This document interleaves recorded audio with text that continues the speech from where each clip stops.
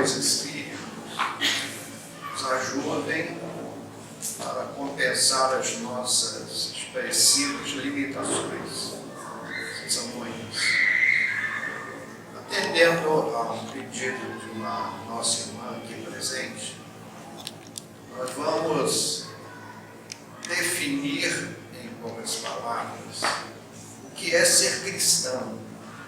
O cristão é aquele que estuda os mandamentos do Cristo e tenta vivê-los no dia a dia. E é o que nós espíritas fazemos. Nós estudamos o Evangelho em espírito e verdade. Nós estamos mais preocupados com a essência dos ensinamentos do Cristo do que uma letra equivocadamente chamada de Palavra de Deus. Deus só escreveu 2 livros. Os demais livros são escritos pelos homens, mas Deus escreveu 2 livros.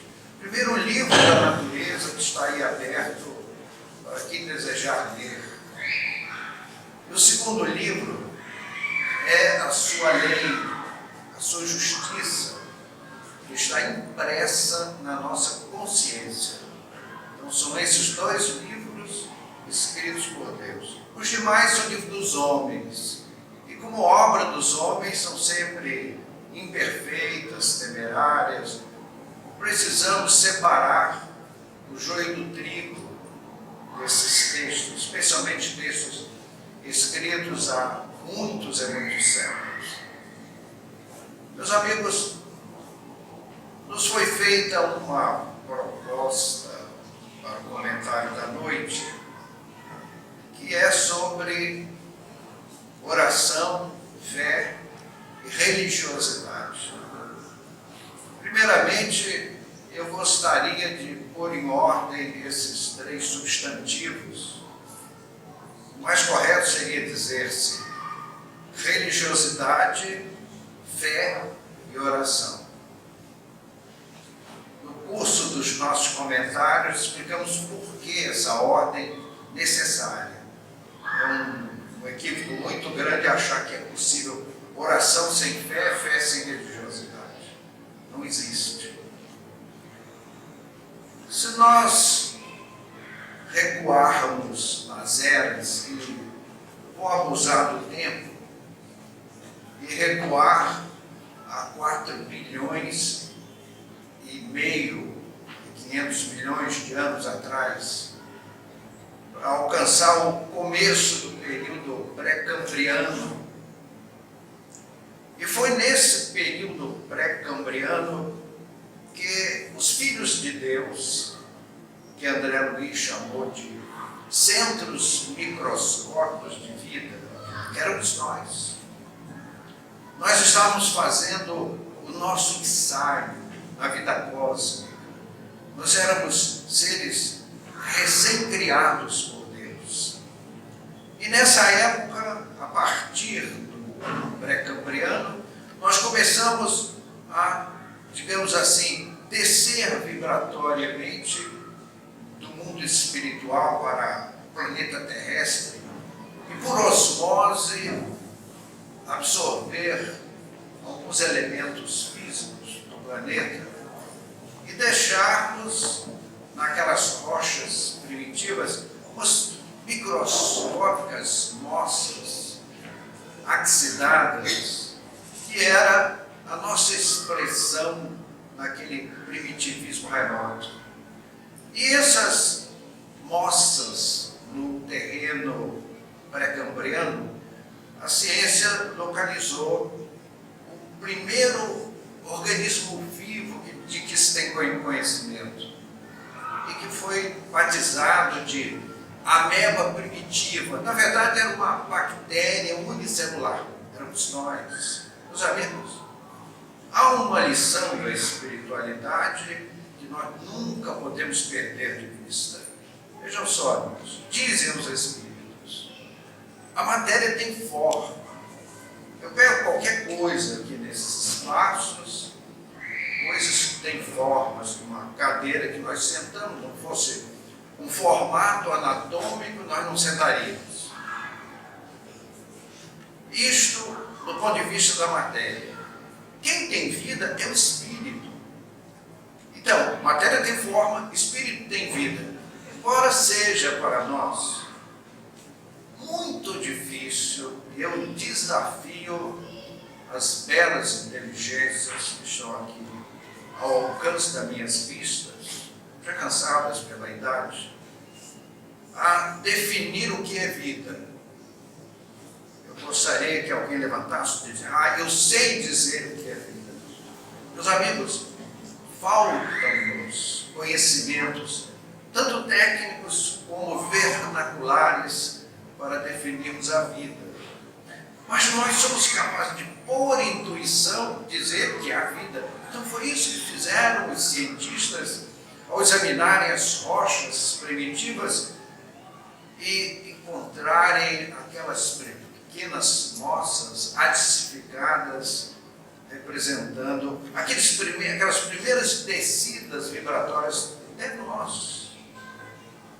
Agora, aquela ameba primitiva, como diz a ciência, aos dias de hoje, que progresso fantástico. Né? Vocês imaginem um carinha assim que só com um microscópio eletrônico, porque um microscópio mecânico à base de lentes ópticas não consegue visualizar. Mas o microscópio eletrônico nos dá espaços de profundidade maiores. Então, meus amigos, um progresso fantástico. Aí nós dizemos assim: é a natureza. Mas o que é a natureza? O que é a natureza? Então, Deus tem muitos nomes, e às vezes nós chamamos o Criador de natureza.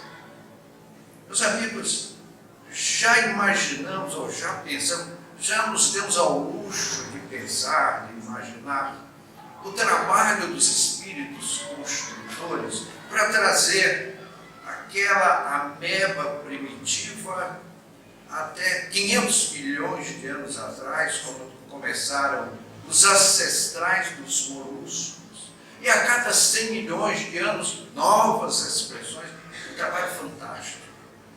Eu olho aquela amebinha assim, com desprezo, né? Aquele sujeitinho minúsculo, inexpressível, não servia para nada. E hoje o que nós somos, com todo esse universo fantástico, nós temos, segundo a ciência, 5 sentidos: o paladar, o olfato, a visão, a audição e o tato. Vocês querem ouvir uma historinha e dizer que quem inventou o chopp foi o alemão? Vocês que apreciam o chopp? Quero ver alguém dizer que não. Esse calor intenso, um choppinho de primeira qualidade, bem geladinho, esse é o lugar, não é isso? E você olha no chopp, você pega o tato, você tem o olfato, você sente o cheiro, você tem o paladar, você vê aquele quase ouro da cor do chopp. Então você cobriu 4 sentidos: tato, olfato, paladar e visão. Aí o alemão bate assim, faz tim-tim para completar o nosso 5º sentido, que é a audição. Vocês sabem para que serve isso? Para nada. Se chama cultura inútil. Mas serve para ser engraçadinho, né? Os nossos comentários não ficarem tão pesados. Então, meus amigos, os nossos sentidos, eles nem sempre foram como são hoje. Nós começamos ouvindo os sons médicos. Num passado remoto, nós não ouvíamos os graves e os agudos. Hoje nós ouvimos de 60 ciclos por segundo a 17 mil ciclos. O cachorro consegue ouvir até 55 mil ciclos. Agora, o fantástico é o morcego. O morcego não tem olhos, ele tem, mas não enxerga. Ele ouve com os ouvidos. E com as suas asas, ele emite vibrações de 300 mil ciclos por segundo. E a sua audição é tão fantástica, é um radar tão precioso, que ele enxerga muito melhor do que todos nós com 2 olhos, né? Então, meus amigos, o que significa isso? No passado, nós ouvimos os sonhos médios, nós não enxergávamos as cores. E também, o céu era nevoento, a terra ainda tremia com as suas comoções telúricas. Então, tudo era monótono, cansativo. Para quem enxergar as coisas? Meus amigos, Deus não faz nada à toa. Então, a nossa visão só veio ser requintada quando surgiram as flores, que também nos deram os perfumes, e aí nós começamos a requintar os nossos sentidos. No futuro, esses sentidos que hoje nós temos, com certas limitações, esses sentidos vão se ampliar. Virão novos sentidos que ainda estão embrionários no nosso arcabouço físico. Como os existentes serão mais perfeitos. E já surgem alguns arremedos no mundo, pessoas que conseguem perceber certas vibrações, tanto auditivas como visuais, e que nós às vezes damos conotações místicas. E achamos que é alguém com algum toque privilegiado diante dos deuses, quando é uma alvorada de sentidos novos que estão a caminho para a humanidade terrestre. E mais, os técnicos espirituais, os sábios espirituais, não nos dão, porque nós não saberíamos usar. Usaríamos mal. Vocês já viram o que acontece? Vocês conhecem, sentem bem isso na carne, com a beleza humana? Vocês já imaginaram se todos nós fôssemos os homens, os Apolos, assim, encantadores, um perfil grego, assim, incriticável, e as mulheres fossem divas fantásticas? O que aconteceria? Haveria uma perturbação. Deus alivia os nossos encantos e nosso próprio benefício. Por exemplo, dinheiro. Dinheiro é o Deus que não tem ateus, não é isso? Todo mundo acha que ganha pouco, que tem pouco, gostaria de mais, ganhe mais. Mas não é uma temeridade. Será que nós saberíamos conduzir com sabedoria valores mais elevados? Ou usaríamos só em proveito nosso? Meus amigos, nós daremos contas no altar da consciência dos excessos financeiros mal aplicados, ou aplicados egoisticamente, só no interesse pessoal, sem pensar naqueles que se arrastam em dificuldades maiores. Então, meus amigos, Deus, na sua misericórdia, tanto no nosso mundo financeiro como nos nossos sentidos, ainda não ampliou totalmente, mas isso vai acontecer. Já há pessoas que conseguem visualizar os espíritos, são chamados médiuns, videntes. Por que razão? Porque são irmãos nossos que vêm à Terra com compromissos espirituais e recebem um aperfeiçoamento na sua capacidade visual. No futuro da humanidade, o mundo espiritual estará ao alcance dos olhos dos encarnados, como está hoje através dos médiuns deles. Então, meus amigos, os nossos sentidos vão se ampliar. Como estamos buscando entender essas 3 palavrinhas, religiosidade, fé e oração? A religiosidade, amigos, ela é mais corretamente chamada de sentimento de religiosidade. E o que é o sentimento de religiosidade? É um desses sentidos que vem chegando para o nosso desenvolvimento. Vejam só, se nós estendemos os olhos aos povos primitivos, até mesmo os mais distantes, e poderíamos aqui nos referir aos assírios. Nós vimos numa projeção espiritual o templo dos assírios, onde eles praticavam determinadas liturgias, cultos, realmente muito bárbaros, inconcebíveis para o homem moderno, porque era um povo que vivia para a guerra. Os assírios não produziam nada, eles só produziam armas.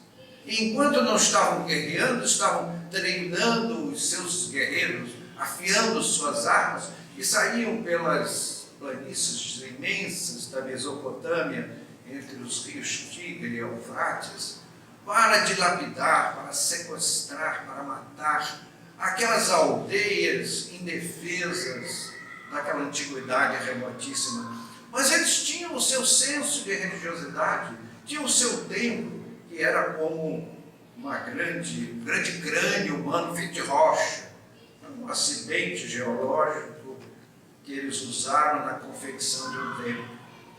Então, se nós formos aos povos muito antigos, vamos encontrar os totens daqueles povos primitivos, aqueles selvagens que juntavam 3, 4 pedras e faziam Deus. Era o Deus que eles entendiam. Daquelas expressões de religiosidade, daqueles povos primitivos, aos templos modernos, eu acho que todos os companheiros aqui presentes conheceram aquela catedral de Notre Dame de Paris. Vocês já estiveram, recentemente, né?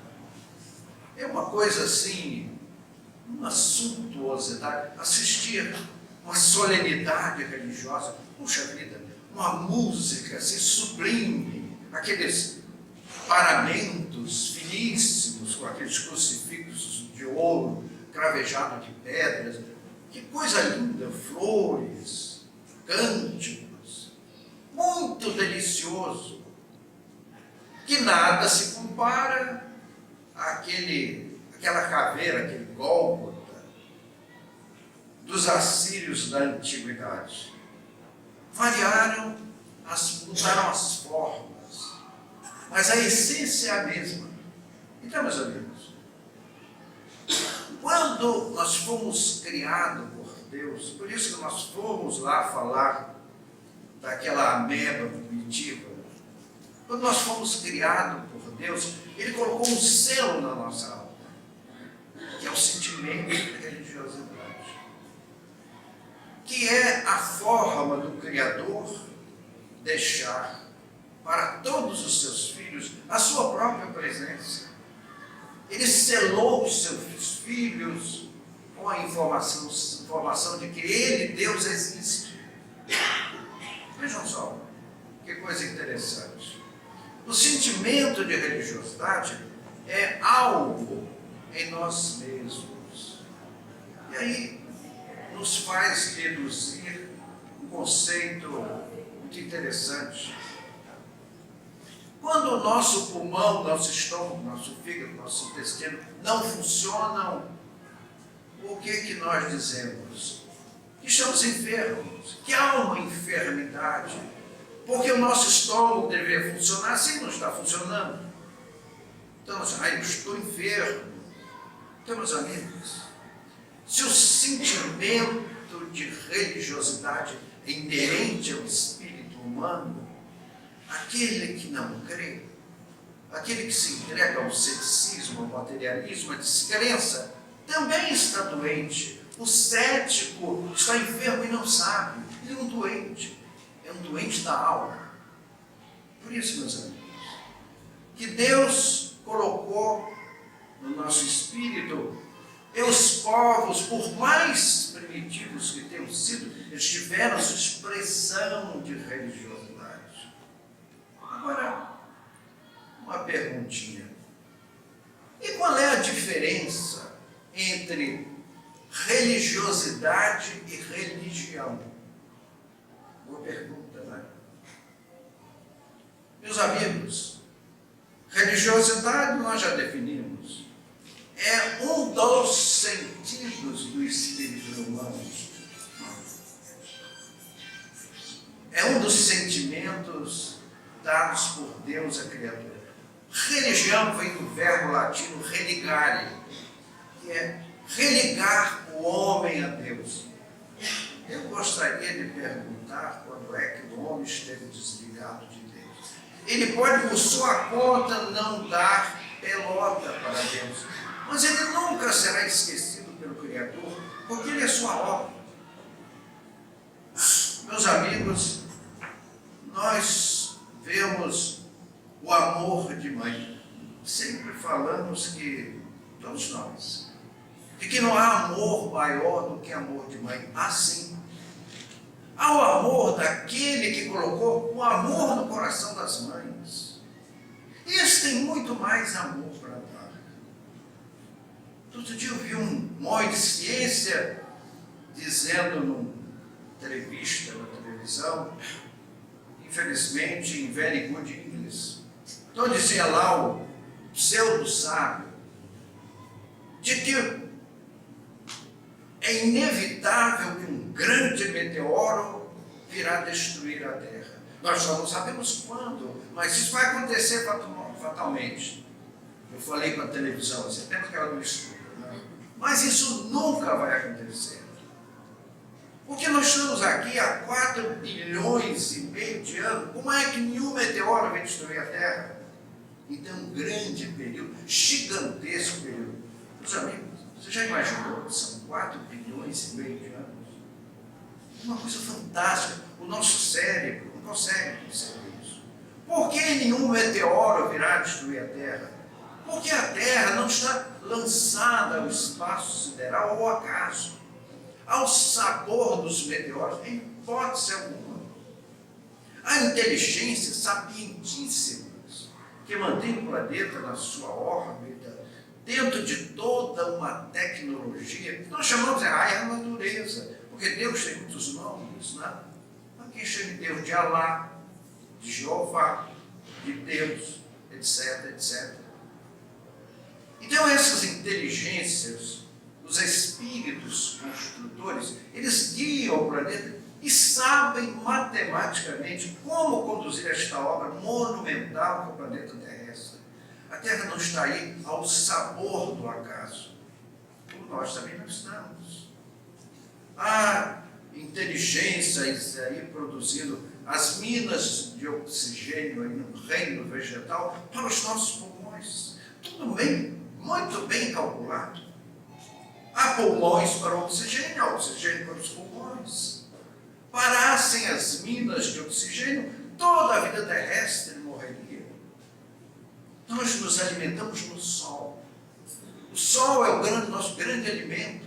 Se você apagar o sol, a Terra morre. Morrem todos os planetas. A vida no sistema solar desaparece no momento que nós puxarmos a cordinha do interruptor e apagarmos o sol.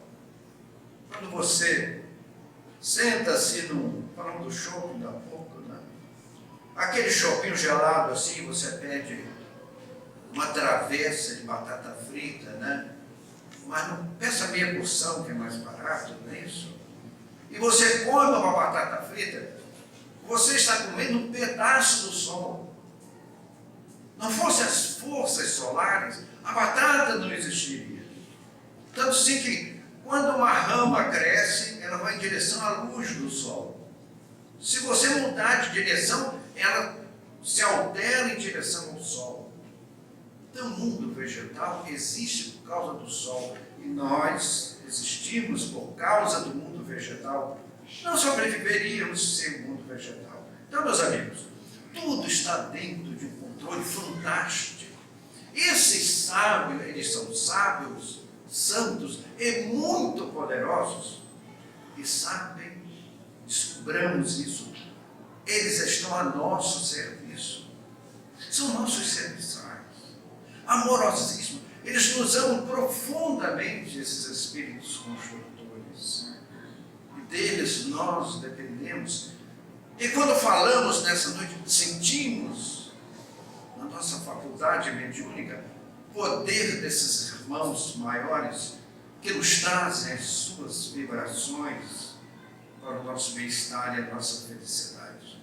Então, meus amigos, religião, do verbo latino, religare, é um louvável esforço humano para ajudar a criatura humana na busca de Deus através do seu sentimento de religiosidade. A religiosidade é divina, é eterna, é perfeita. A religião é humana. E como toda obra humana, é falível. E para isso, quando a humanidade amadureceu, os tutores da vida planetária mandaram para a Terra uma alma estelar que reencarnou em França no ano de 1804, em Lyon, um espírito cósmico que tomou o nome de Denisard Rivel, que escreveu uma série de livros, como ele era editor de livros didáticos, autor da gramática expositiva francesa. Ele publicou os livros com pseudônimo, porque ele foi 56 anos antes de Cristo o sumo pontífice da religião dos druidas, Allan Kardec. Eu li um livro que depois joguei para o lado, um livro de uma determinada médium brasileira que disse que Allan Kardec foi um soldado, meu pai do céu. Allan Kardec é um espírito cujo nível leva 600.000 anos para reencarnar de novo. Uma reencarnaria com uma espada para matar gente, com um soldado romano. Uma coisa estúpida. É até um desrespeito à alma luminar de Allan Kardec. Então, meus amigos, o Espiritismo veio para ajudar a nossa humanidade, para que a nossa humanidade deixe aquela fé cega do ontem e compreenda a fé raciocinada do hoje e do futuro. Porque se alguma coisa fere o bom senso, mesmo que esteja no chamado livro sagrado, alguma coisa aberrativa, como nos textos bíblicos, no Deuteronômio, encontramos ali passar ao fio da espada tudo que respira. Isto é divino. Matar a sangue frio pessoas indefesas, crianças, mulheres, animais. Então, meus amigos, o Espiritismo veio para ajudar as religiões, porque a religião que veio para ajudar o homem na busca de Deus através do seu sentimento de religiosidade, mas aquela religião que, em lugar de trazer o homem para a sensibilidade espiritual, o leva para as suntuosidades dos templos faustosos, forrado de mármore de Carrara, aqueles cantos líricos belíssimos que todos nós gostamos, todo aquele visual de luxo, meus amigos, para homenagear um Cristo descalço, que nos dizia: não acumuleis tesouros sobre a terra, onde os ladrões minam e roubam. E nós, brasileiros, estamos a cada dia mais colados com os ladrões que minam e roubam, que tiram as nossas vidas. Não podemos mais andar à noite nas ruas, aliás, nem mais de dia. É um alto risco aí a um banco sacar o nosso salário mínimo, meus amigos. Então, toda esta exterioridade, toda essa suntuosidade, nós chamamos de culto externo, que agrada aos olhos, agrada aos ouvidos, a nossa vaidade, mas que não cala fundo em nosso coração. Então, quando a religião não ajuda o homem na busca de Deus através da sua sensibilidade religiosa, essa religião deixou de cumprir o seu papel. E é por isso que, prevendo isso, Deus, através dos espíritos benignos, permitiu a vinda à Terra da doutrina espírita, escrita pelos próprios espíritos. Ali está o Espírito Verdade, que não é outra pessoa que não o próprio Cristo, reafirmando aquilo que ele mesmo disse: se me amais, guardai os meus mandamentos. E eu orarei ao Pai, ele vos enviará um novo Consolador, o Espírito Verdade. E foi uma menina de 12 aninhos que escreveu uma página lapidar para ser fundida em bronze e pôr em praça pública. Tal a perfeição da frase, da página, e pela primeira vez assinou o Espírito Verdade. Será que aquela menininha de 12 anos teria competência de escrever aquela página? Será que ela conhecia a história para, naquele momento, mistificar uma expressão filosófica?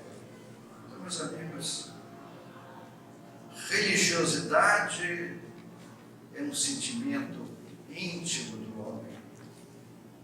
Então, meus amigos, quando falamos de que é necessário, primeiramente, a religiosidade, porque ela é um sentimento que não se desenvolve sozinho. Nós temos dentro de nós o sentimento de religiosidade. Quantas vezes alguém nos diz assim, mas o senhor viu tanta coisa da espiritualidade? É verdade. Meus amigos, gastaríamos noites e noites aqui falando daqueles fenômenos mediúnicos que chegaram e chegam às nossas vidas. Então o senhor tem fé. Mas eu não tenho fé. Como se Deus fizesse uns filhos com fé e outros sem fé. Eu sou de pouca fé. Não é. De pouca fé é bulho, o senhor não é bulho. Então, meus amigos, Deus colocou o sentimento de religiosidade no coração de todos os seus filhos. Agora nos cabe a nós trabalharmos o seu desenvolvimento e com isso crescer a nossa fé para, com a alma encharcada de fé, podermos orar, viajarmos nas asas da prece, a presença do Criador, ou do nosso Mestre Jesus, que é o seu insigne representante na terra, para que nós possamos desabafar a nossa alma, pedirmos ao Pai que nos ajude, nos ampare, ampare aqueles que seguem conosco e às vezes em duras provações, que muito gostaríamos de mitigar, mas nos falta competência, para que nós possamos desenvolver a nossa sensibilidade, o nosso sentimento de religiosidade. Transmita aos amigos esta página belíssima. Unamos as nossas vozes a este infinito, porque tudo ora, tudo contempla a alegria do viver, desde o átomo que se agita na luz, até o astro imenso que flutua no éter.